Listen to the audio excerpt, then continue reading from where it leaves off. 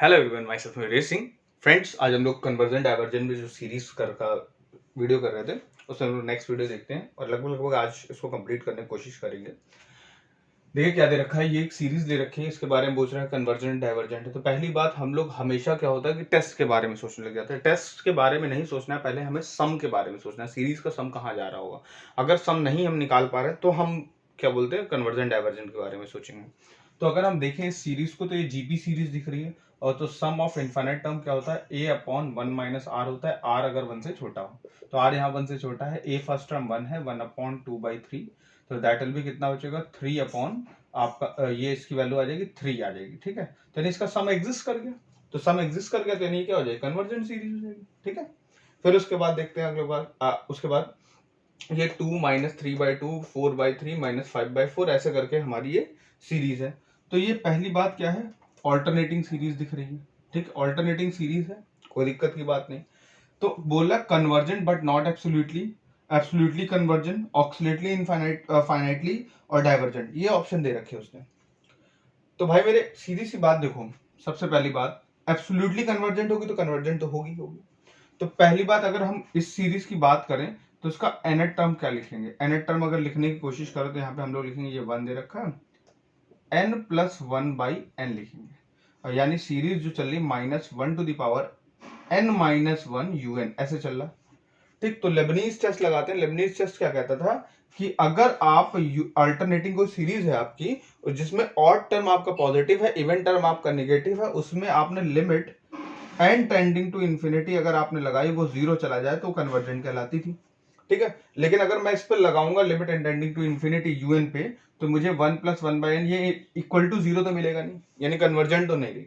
अब absolutely convergent की बात करें तो एब्सोल्युटली कन्वर्जेंट के लिए यानी इस पे हम मॉड लगा लेते थे, तो मॉड लगाएंगे n प्लस 1/n बचेगा। ठीक है, तो यानी ये ऑब्वियस है, तो 1/n से छोटा हो जाएगा। सॉरी, 1/n के बारे में क्यों सोचना, हमें यहाँ पे बात करनी है 1 प्लस 1/n हो जाएगा। तो यानी ये तो 1 तो क्या है, कांस्टेंट टर्म है, 1/n क्या हो जाएगा, 1/n आपकी डाइवर्जेंट सीरीज होगी, डाइवर्जेंट मिल जाएगी तो यानी क्या हो जाएगी, डाइवर्जेंट हो जाएगी आपकी। तो ना तो ये कन्वर्जेंट है ना तो एब्सोल्युटली कन्वर्जेंट, तो ये सीरीज कैसी होगी, डाइवर्जेंट होगी। आगे बढ़ते हैं और देख लेते हैं, थोड़ा स्पेस खाली कर देते हैं हम लोग यहाँ पे। अब देखिए नेक्स्ट सीरीज दे रखी गई है, the series this x to the power n upon n cube plus 1। अब इसके बारे में बोल रहा है एट x⁻1 पे ये कन्वर्जेंट होगी कि डाइवर्जेंट होगी, ऐसा बोल रहे हैं। तो x⁻1 की बात कर देते हैं अगर हम लोग यहाँ पे, तो यानी सीधे सीधे हमें क्या बोल रहा है, 1/n³ + 1 की बात करने को बोल रहा है हमसे, 1/n³ + 1 की बात करने को बोल रहा है। और अगर देखें तो ये हमारा लेस होगा n³ से, तो n³ तो ऑब्वियस सी बात है कन्वर्जेंट होता है, तो ये भी क्या हो जाएगा, कन्वर्जेंट हो जाएगी। ये सीरीज हमारी क्या हो जाएगी फ्रेंड्स, कन्वर्जेंट हो जाएगी एट x⁻1 पे। फिर देखिए अगला क्वेश्चन ये लिख रखा है, इसको भी करेंगे। अगला क्वेश्चन ये लिख रखा है, क्या दे रखा गया है, द सीरीज दिस 1 माइनस 1/2 1/3 और -1/4 टू द स्क्वायर ऐसे करके लिखा हुआ है। तो ये ऑल्टरनेटिंग सीरीज है और इवन टर्म इसके नेगेटिव है और ऑड टर्म इसके क्या है, पॉजिटिव है। तो कौन सी सीरीज बन जाएगी, लेबनीज सीरीज बन जाएगी। लेबनीज टेस्ट के बारे में बात कर सकते हैं हम लोग यहाँ पे। तो अगर मैं देखूं यहाँ पे इसका un, ठीक है, अगर मैं देखूं यहाँ पे un इसका क्या आ जाएगा हमारे पास फ्रेंड्स, माइनस ऐसे लिख दो, un आ जाएगा 1/n² और summation -1 to the power n minus 1 un हो गया।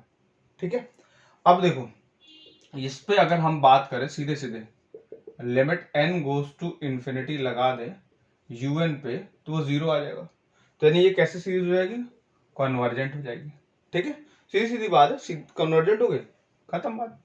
ठीक है, अगला देखिए, यहाँ पे इस सीरीज के बारे में बता रहे, तो इसका nth टर्म लिखेंगे तो un क्या हो जाएगा, 1/n⁻1/2।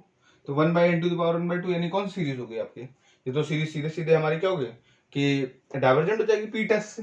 ठीक है, अच्छा, फिर उसके बाद अगला दे रखा है cos 1/n दे रखा है, तो ये un है cos 1/n, तो इस पर हम लिमिट लगा के देखते हैं। पहले इस पर डाइवर्जेंट टेस्ट ही अप्लाई कर देते हैं, तो यानी क्या बचेगा 1/n, तो यानी ये नॉट इक्वल टू 0 आ जाएगा, cos 0 बचेगा, cos 0 इस क्या होगा, नॉट इक्वल टू 0, यानी 1 इज नॉट इक्वल टू 0। हाँ तो फ्रेंड्स अगला क्वेश्चन देखते हैं, इसका nth टर्म लिख लेते हैं। इसका nth टर्म अगर लिखूं मैं तो हर टर्म में x की पावर देखिए बढ़ती चली जाती है, x की पावर n हो जाएगा। फिर log अगर मैं लिखूं यहाँ पे n बचे एन एक्स बचेगा। ठीक है, तो हमें एक्स के बारे में बताना है, तो रेडियस ऑफ कन्वर्जेंट निकाल सकते थे हम लोग, लेकिन रेडियस ऑफ कन्वर्जेंट में सिर्फ एक्स की power n into 1/n plus n ऐसा टर्म होना चाहिए, एन वाला टर्म बिल्कुल अलग होना चाहिए। यहाँ पे लॉग के साथ भी एक्स लगा हुआ, एक्स की पावर एन भी है, तो यहाँ पे रेडियस ऑफ कन्वर्जन से काम नहीं चलेगा। और लेस और ग्रेटर की बात हो रही है, तो यानी हमें रेशियो टेस्ट लगाना पड़ेगा। रेशियो टेस्ट कौन सा? UN/UN+1 वाला। ठीक है, क्योंकि कंपैरिजन टेस्ट UN/VN वाला कंपैरिजन टेस्ट नहीं लगा सकते हम लोग यहाँ पे हम रेशियो टेस्ट ही लगा सकते हैं। ठीक है, तो देखिए क्या करेंगे, तो UN+1 देख लेते हैं हम लोग। तो UN+1 क्या होगा? x की power n+1 log n+1 into x हो जाएगा। अब क्या कहता है कि UN/UN+1 limit x n goes to infinity, ध्यान दीजिए x पे नहीं है, n goes to infinity x to the power n log nx upon x to the power n+1 log n+1x। तो यानी ये 1/x बचेगा log nx log n+1x। अगर n गोज टू इंफिनिटी करेंगे तो ये वाला भी इंफिनिटी हो जाएगा, ये वाला भी इंफिनिटी हो जाएगा। तो अब इसको डिफरेंशिएट कर देते हैं, किसके रिस्पेक्ट में? n के रिस्पेक्ट में डिफरेंशिएट करेंगे, तो 1 क्या बचेगा? 1 बचेगा फ्रेंड्स हमारे पास nx। ठीक, फिर nx का करेंगे तो n बचेगा, यहाँ पे क्या बचेगा? x बचेगा, क्योंकि n के रिस्पेक्ट में कर रहे हैं हम लोग। यहाँ पे n+1 x का कर डालेंगे। ठीक, फिर यहाँ पे एक और x बचेगा क्योंकि n+1 का करेंगे। अब ये इससे क्या हो जाएगा? कैंसिल आउट हो जाएगा, ये x इस x से कैंसिल, और सबसे ऊपर क्या चला जाएगा? n+1/n चला जाएगा, तो 1/x 1+1/n हो जाएगा। तो limit n goes to infinity, ये 1/x बचेगा। अब क्या होता है? 1/x अगर यानी ये जो वैल्यू आती है वो 1 से बड़ी होनी चाहिए, है ना, डिक्रीजिंग होना चाहिए, क्योंकि UN बड़ा होना चाहिए, UN+1 छोटा होना चाहिए। तो अगर बड़ा आता है 1 से तो हमारी कन्वर्जेंट होती है, तो यानी क्या हो जाएगा? x इज लेस देन 1 हो जाएगा।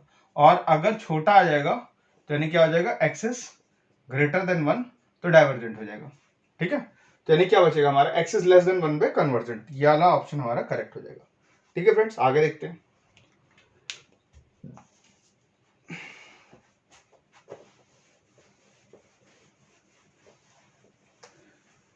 महादेवा तेरा डमरू डम डम। अगला दे रखा है sin pi by n to the power p, ऐसा लिख रखा है लोगों ने, इस पे चेक करना है। तो कन्वर्जेंट डाइवर्जेंट, p की वैल्यू पूछ रहा है कब कन्वर्जेंट होगा। कन्वर्जेंट उसने पहले बता दिया, p की वैल्यू किस वैल्यू के लिए कन्वर्जेंट होगी, ये पूछ रहा है आपसे। तो मैं इसमें कंपैरिजन टेस्ट लगा देता हूँ। तो un अपना क्या हो गया? sin pi n to the power p हो जाएगा। vn कितना हो जाएगा? 1/n to the power p बचेगा। 1 क्या बचेगा? n to the power p बचेगा। उस केस में क्या हो जाएगा अपने पास? और पाई भी ले लेते हैं, पाई इतना ले लिया हमने, ये vn हो गया। तो UN/vn limit n goes to infinity, यहाँ पे क्या बचेगा? sin pi n to the power p upon pi limit n goes to infinity पे वैल्यू 1 आ जाएगी, यानी फाइनाइट वैल्यू आ गई। फाइनाइट वैल्यू आने के बाद अगर vn के लिए मैं बात करूं, अगर p मेरा 1 से बड़ा होगा तो vn कॉन्वर्जेंट हो जाएगा, तो un क्या हो जाएगा? इज ऑल्सो कॉन्वर्जेंट हो जाएगा। कब? जब n इज ग्रेटर देन 1। तो ये अपना सोल्यूशन बन जाएगा फ्रेंड्स। आगे देखते हैं। अब देखिए अगला क्वेश्चन देखते हैं, ये अंडर रूट में लिखा हुआ है। तो हमने पढ़ा है अगर an कन्वर्जेंट होगी तो उसका स्क्वायर भी क्या होगा? कन्वर्जेंट होगा। तो हम लोग एक काम करते हैं, इसको ले लेते हैं हम लोग, कुछ an ले लेते हैं, यानी an is equal to under root n+1 minus under root n। तो un क्या बचेगा? उसका स्क्वायर हो जाएगा, दैट विल बी क्या बचेगा? n+1 minus under root n, ये बचेगा फ्रेंड्स। अब इसके बारे में चेक करना है, यहाँ पे क्या बचेगा?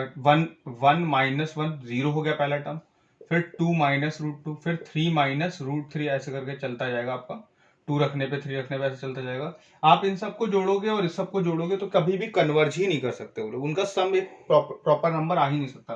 तो ये सीरीज कैसी होगी? डाइवर्जेंट सीरीज होगी। ठीक है, फिर उसके बाद बात करनी इसमें से कौन सी एब्सोल्युटली कन्वर्जेंट है। तो पहली बात, अगर सब पे मॉड लगा ले तो इसका मॉड का n टर्म 1/n बचेगा, इसका 1 बचेगा, इसका बचेगा, इसका 1/n टू द पावर 1/2 बचेगा, इसका 1/n² बचेगा। ठीक है, तो अगर देखो ये 1/2 वाला, ये वाला, ये तो डाइवर्जेंट ऐसे ही हो जाते पहली बात। फिर उसका कन्वर्जेंट यही वाला होगा, कन्वर्जेंट हो गया। तो ये वाला क्या हो जाएगा हमारा एब्सोल्युटली कन्वर्जेंट नहीं कहलाएगा, ठीक है, ये एब्सोल्युटली कन्वर्जेंट हो जाएगा, ठीक। अब देखिए नेक्स्ट क्या बोल रहा, cos 1 upon n to the power n cube होगा इसका जनरल टर्म।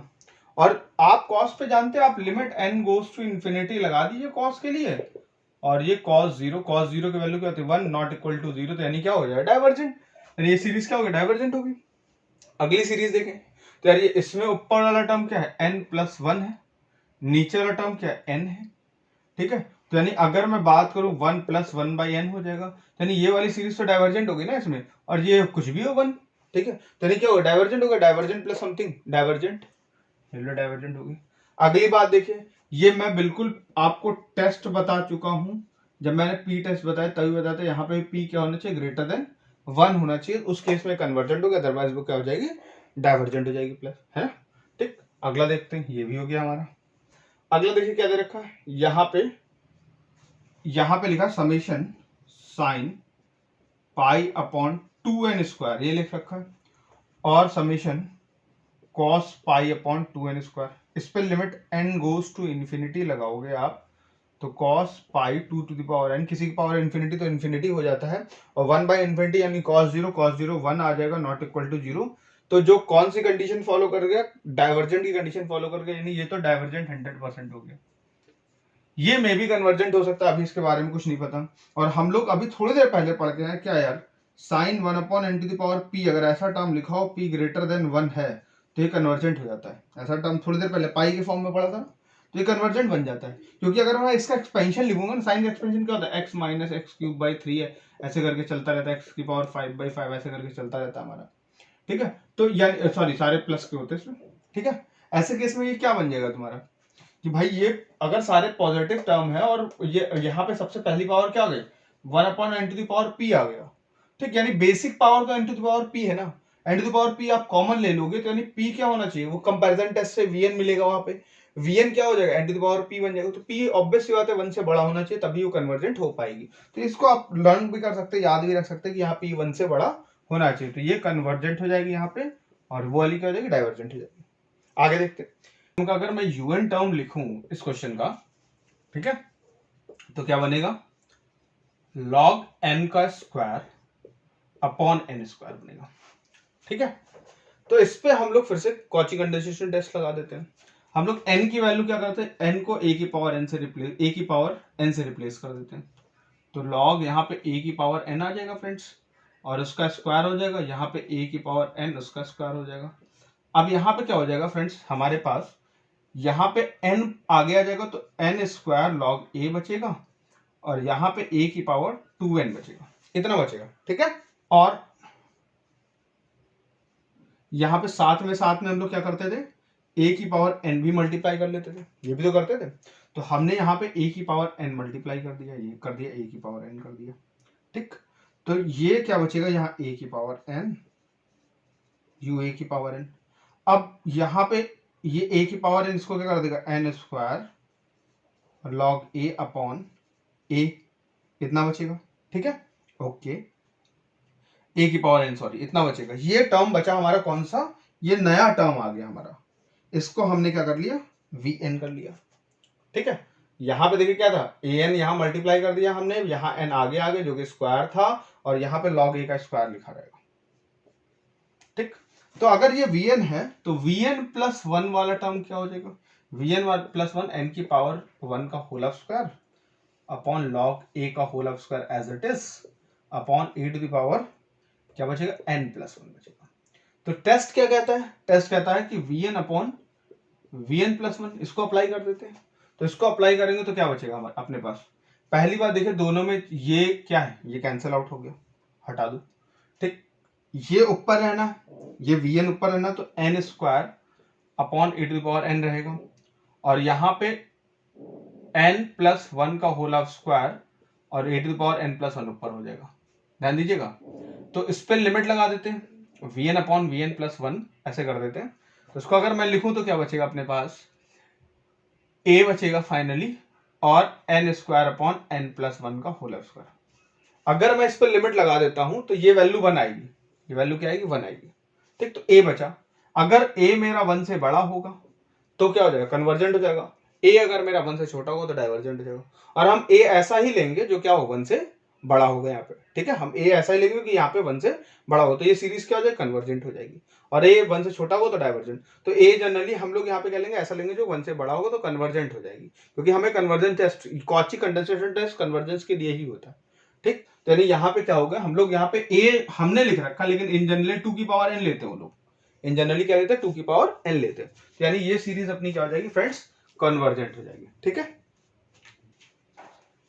अब देखिए अगला टर्म ये लिखा हुआ है, ये n से 2 से स्टार्ट होता है, n की पावर -1 लिखा है, अंडर रूट क्या लिखा है, log n लिखा हुआ है, ठीक, अंडर रूट log n लिखा हुआ है। यहाँ पे अगर मैं un लिखूं तो क्या बचेगा, 1/n under root log n बचेगा, ठीक। अगर मैं यहाँ पे बात करूं तो अभी हम लोग पढ़ के आ चुके ना कि ये अगर यहाँ पे n लिखा है, log n की पावर p लिखी हुई, p 1 से बड़ा होना चाहिए तब ये कन्वर्जेंट होना चाहिए। तो यानी यहाँ पे log n की पावर कितनी हो जाएगी, 1/2 हो जाएगी, तो 1 से बड़ा नहीं होगा, तो सीधी सीधी बात ये क्या होगा, डाइवर्जेंट हो गया। ये क्या होगा फ्रेंड्स, डाइवर्जेंट हो गया। अगला सीरीज देखते हैं। अगला सीरीज देखिए ये लिख रखा है, ठीक, 1 + 2 square upon 2 factorial, 3 square upon 3 factorial, इसके कन्वर्जेंट डाइवर्जेंट के बारे में बात कर रहा है। तो यार देखिए इसका सम आ जाता है, क्या है, देखो ये n square upon factorial n लिखा हुआ है, तो n क्या कर दें, यहाँ पे n square upon factorial n बाहर ले लेते हैं, यहाँ पे n अपॉन फैक्टोरियल n -1 बचेगा। अब यहाँ पे factorial n -1 plus factorial n-2, तो ये भी e होता है, ये भी e हो जाएगा, तो 2e आ जाएगा, ठीक है। तो यानी इसका सम एग्जिस्ट करता है, तो इसका मतलब ये भी कैसी सीरीज होगी, कन्वर्जेंट सीरीज हो जाएगी। आगे बढ़ते हैं इसके बारे में। ये सीरीज बोल रहा है x⁻1 पे इसके बारे में बताना है कि ये कन्वर्जेंट होगी डाइवर्जेंट होगी, x⁻1 पे इसके बारे में ये बताना है कन्वर्जेंट होगी डाइवर्जेंट होगी। तो अगर मैं देखूं un टर्म लिखूं, इन जनरल x की पावर n अपॉन, ये पहला टर्म 1 2 चल रहा है, तो यानी क्या होगा, n चल रहा है, दूसरा टर्म n+1 के फॉर्म में चल रहा है, और फॉर x = 1 के लिए तो un क्या बचेगा, 1 अपॉन n n+1, तो यानी ये क्या हो जाएगा, n² + n बन जाएगा, ठीक है। ये n² + 1 हो गया, n हो गया। अगर मैं इसको बनाने की बात करूं, या फिर ऐसे कर लेता हूं, मान लीजिए एक और n अंदर से बाहर ले लेता, तो ये n² 1 + 1/n बन जाता, ठीक। और मैं 1/n² से डिवाइड कर देता, क्या कर देता, 1/n² से डिवाइड कर देता, तो un अपॉन vn क्या हो जाता, un अपॉन vn क्या बचता, 1 प्लस दिस, क्योंकि मैंने vn जो अपने पास से लेट किया 1/n² लेट कर लिया, उस पर limit n goes to infinity लगाई, n गोज टू इन्फिनिटी लगाऊंगा तो वैल्यू 1 आ जाएगी। तो अब ये 1 आ गई, ये नॉट इक्वल टू 0 एक फाइनाइट नंबर है। फाइनाइट नंबर आने पे क्या होता था, अब देखते थे अगर vn कन्वर्जेंट हो तो un भी कन्वर्जेंट होगा, तो vn क्या हो गया, vn 1/n² ले रखा, तो यस इट इज कन्वर्जेंट, तो ये क्या बन जाएगा, ये भी हमारा कन्वर्जेंट बन जाएगा इस पे, ठीक है। ये कैसा बन जाएगा, कन्वर्जेंट बन जाएगा। तो ये सीरीज अपनी कैसी होगी, कन्वर्जेंट सीरीज हो गई, ठीक है। आगे बढ़ते हैं और चीजें देखते हैं।